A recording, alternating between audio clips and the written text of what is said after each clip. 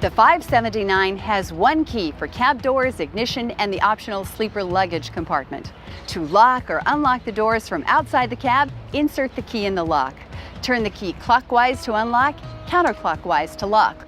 The remote keyless entry option is a system that adds security and convenience to your vehicle. The system will lock or unlock cab doors with the key fob. The system will alert you with parking lights when the doors are locked or unlocked. If equipped with the optional power door lock on Sleeper, your in-cab lock switches and key fob will also automatically lock and unlock your full-height Sleeper door.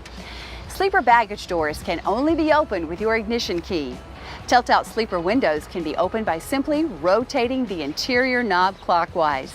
To close, turn the knob counterclockwise. Both the key and the dashboard have an exterior light test button. To start the exterior light self-test feature, park the vehicle and set the parking brake.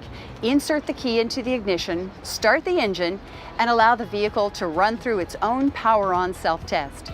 Press the self-test switch on the dash momentarily to start the test.